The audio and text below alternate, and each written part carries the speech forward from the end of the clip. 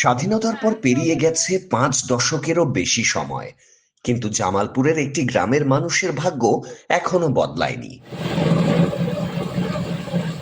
আজও কাঁচা রাস্তা দিয়ে চলাচল করতে হচ্ছে হাজারো মানুষকে।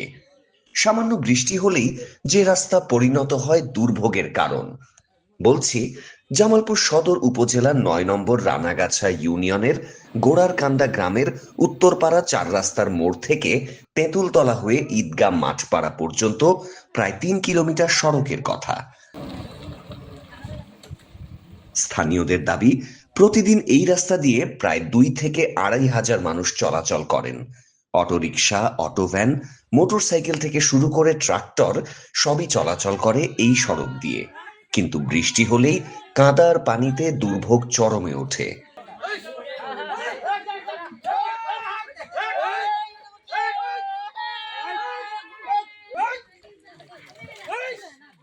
এই রাস্তাটা খুবই খারাপ, তার জন্য আমরা গাড়ি ঘোড়া চালাতে পারি না। তাই আমাদের এই রাস্তাটা যদি ঠিক করে দিতেন তাহলে আমরা ঠিকভাবে গাড়ি ঘোড়া চালাতে পারতাম। রাস্তার খুবই সমস্যা, আমাদের রাস্তা নিয়ে চলতে পারি না, চলাফেরা করা খুবই সমস্যা, গাড়ি নিয়ে যাইতে পারি না। সবচেয়ে বেশি সমস্যায় পড়েছেন কৃষকরা। গ্রামটি কৃষি প্রধান হওয়ায় ধান, সবজি ও অন্যান্য ফসল বাজারে নিতে অনেক সময় ঝুঁকি নিয়ে কাঁচা রাস্তা পাড়ি দিতে হয়। কৃষি উপকরণ ও নিত্য প্রয়োজনীয় পণ্য পরিবহনেও ভোগান্তির শেষ নেই। বর্ষায় শিক্ষার্থীদের পাশাপাশি বিপাকে পড়েন অসুস্থ রোগী ও গর্ভবতী নারীরাও। জরুরি প্রয়োজনে হাসপাতালে নেয়ার সময় রাস্তার কারণে যানবাহন চলাচল কঠিন হয়ে পড়ে। স্থানীয়রা দাবি করছেন, অতীতে হাসপাতালে নেয়ার পথে মৃত্যুর ঘটনাও ঘটেছে। রাস্তাটা ভালো পাকা হইলে আমরা ধান বাজারে নিতে পারতাম, বিক্রি করতে পারতাম। এখন আমাকে ধান বাড়ির থেকে নেয়, পাইকারি দাম কম দেয় রাস্তার কারণে।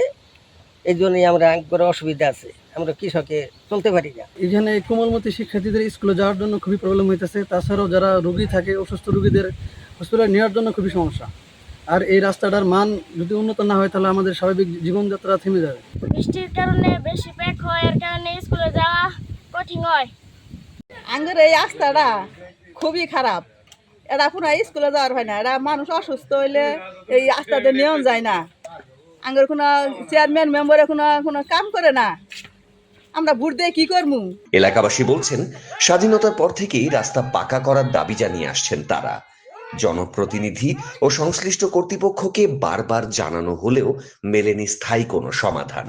তাদের প্রত্যাশা, দ্রুত সড়কটি পাকা করা হলে কৃষি, শিক্ষা, ব্যবসা বাণিজ্য ও চিকিৎসা সেবায় বদলে যাবে পুরো এলাকার চিত্র।